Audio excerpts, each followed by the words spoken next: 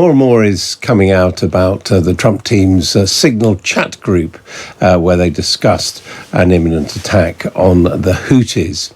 And if the accidental inclusion of a journalist wasn't enough, the Wall Street Journal has revealed that one of the group, the peace envoy, Steve Witkoff, was contributing to the chat on his mobile phone while in Moscow. Witkoff says he used a special secure phone. So is that all right? Greg Treverton, the former chair of the US National Intelligence Council from 2014 to 2017, joins us now. Hello.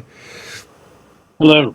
What's your view on the use of mobile phones and chat groups for important communications between senior officials?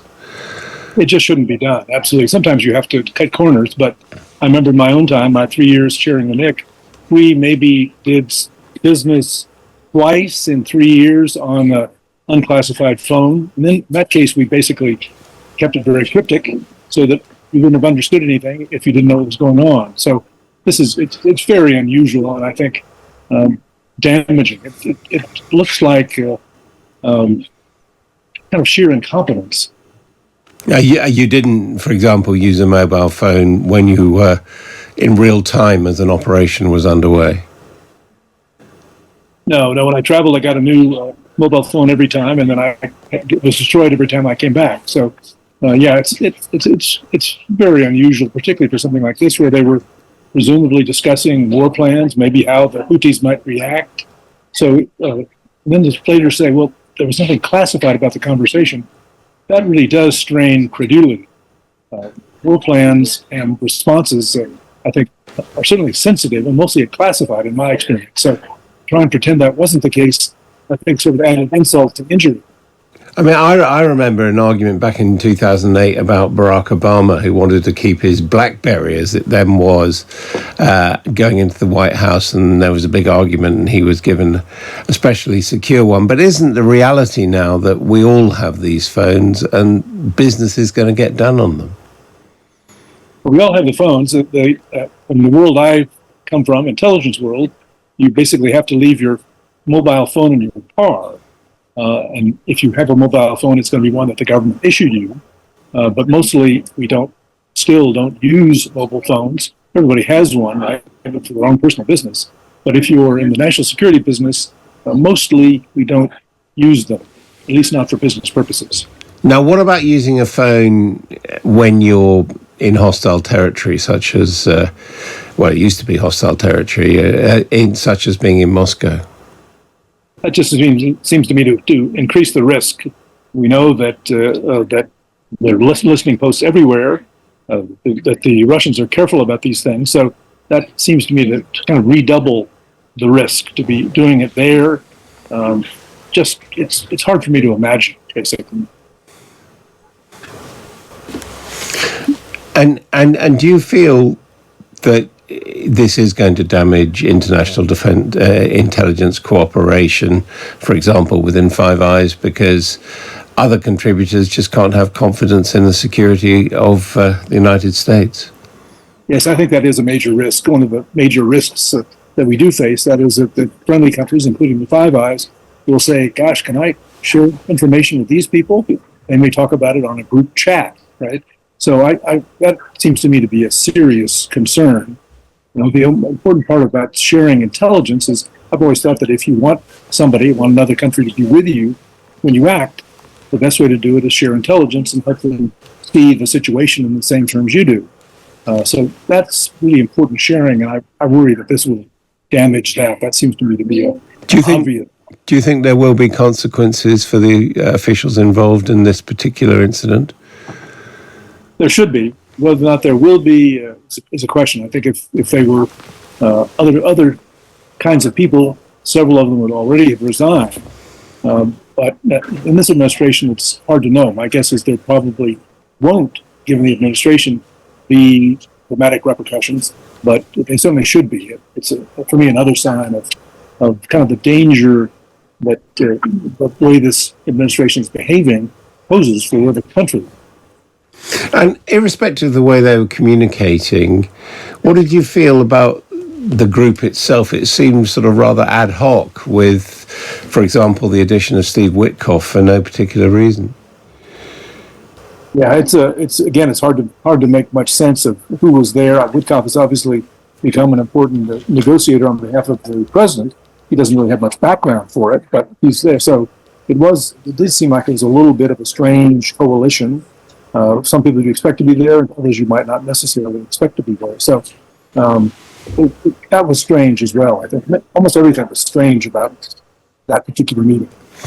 Greg Treverton, the former chair of the US National Intelligence Council, thank you very much for joining us. Mr. President, are you going to change any of the practices that your national security officials used after a reporter was inadvertently added to a group chat about attacks on Yemen?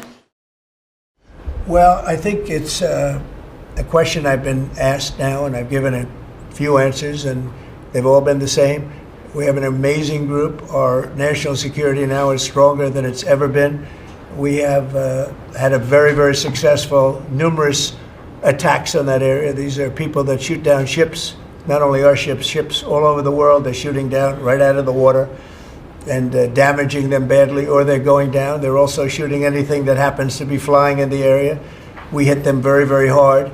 There was no classified information, as I understand it.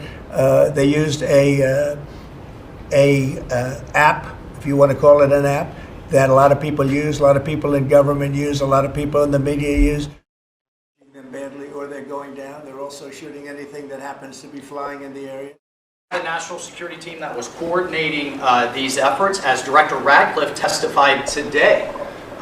His first day on the job, he was introduced to this app on his government systems at the CIA and at the State Department and otherwise. So, look, this journalist, Mr. President, wants the world talking about more hoaxes and this kind of nonsense rather than the freedom that you're enabling. And a key part of our sovereignty is open sea lanes and knocking the crap out of terrorists, which is exactly what your team and Pete Hegseth, a good friend and fellow veteran, is leading the charge.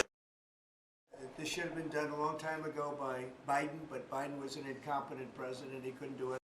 The Houthis are absolutely on the run. The worst of them has been killed.